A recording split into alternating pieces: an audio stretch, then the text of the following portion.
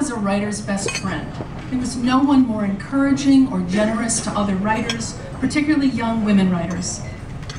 Not long after she died, when my friends and I were just so sad, a woman published an essay about how years earlier, when she was young, she'd written a fan letter to Nora, and Nora had invited her to her apartment for lunch.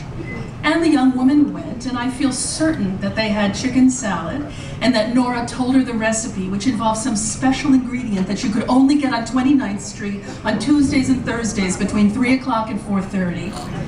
And the woman told Nora that she'd started writing something, and Nora basically said, "Let me read it." Then, not long after the first essay, another woman published one. And I think it said something like, "I wrote my senior thesis last year at Wesleyan about Nora's influence as a feminist, and I sent it to her, and she called me up and said, 'Your writing is very strong. What are you planning on doing next?'" Well, these essays kept on appearing. One after the other, they detailed the generosity of our friend to young writers who she didn't know. Apparently, sometimes she even called them up if she'd read something that they'd written that she liked.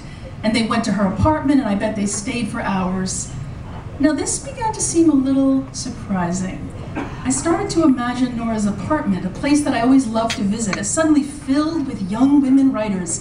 In this image, it's sort of an opium den with all these women draped across sofas, writing in longhand, eating her chicken salad and beloved cabbage strudel, and murmuring, "Thank you, Nora," as she introduced them to older writers that she thought they ought to meet. Writers like, who knows, J.K. Rowling, Maya Angelou. "Maybe you and J.K. and Maya can collaborate or something," Nora helpfully told one young woman writer.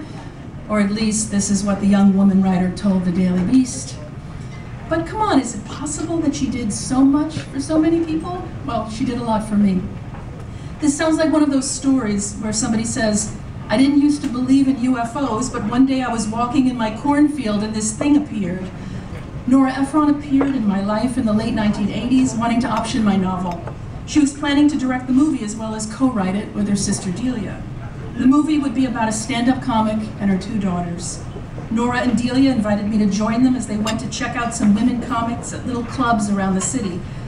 There was one night that they were going to a club and I was pregnant and I had to go to childbirth class, and Nora said, "Oh, skip the class and come with us. Here's what they were going to teach you tonight." So I went.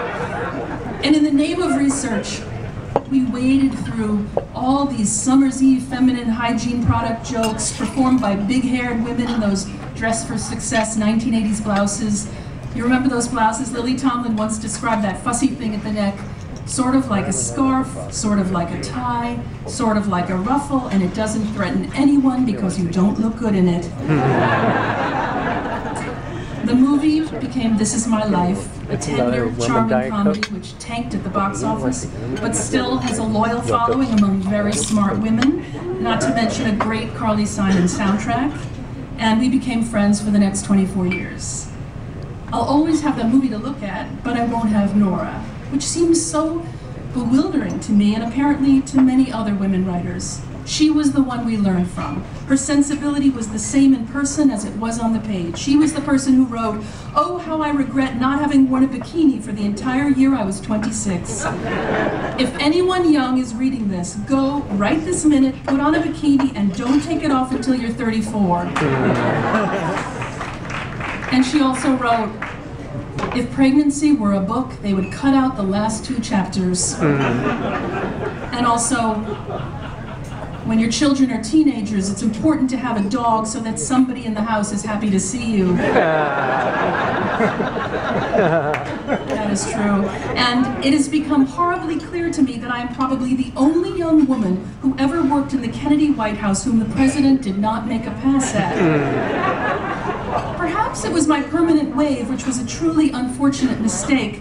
Perhaps it was my wardrobe, which mostly consisted of multicolored Dynel dresses that looked like distilled Velveeta cheese.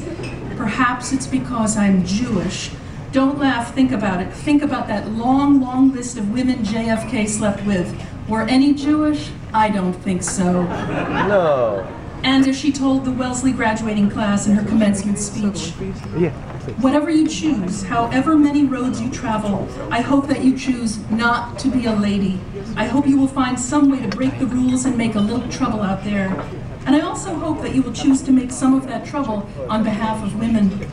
And in that same speech, be the heroine of your own life, not the victim. When you finished writing your own book, Nora was the first person that you wanted to send it to. And then you'd wait, not leaving the house, even for important events like your kid's bar mitzvah. And then as you waited, the phone would finally ring, and the caller ID said, Ephron, Nora, and you'd shout to your husband, oh my God, Nora's on the phone, I think she's read my book. And then you'd answer the phone really casually, like, hello? And she'd say, this is Nora. And then she'd say, I loved it. And it would make your day. What a seasoned and confident and brilliant writer can do for a younger one is open up a world of possibilities. Nora did that. When she told you I loved it, she let you see that you had a whole life out there and that it was yours to take. She lived this way herself. Once, a long time ago, a group of us went out to dinner, and there was a salad on the menu with candied walnuts in it. Now, this was back when candied walnuts were a new phenomenon, and the only reason anyone wanted that salad was because of the walnuts.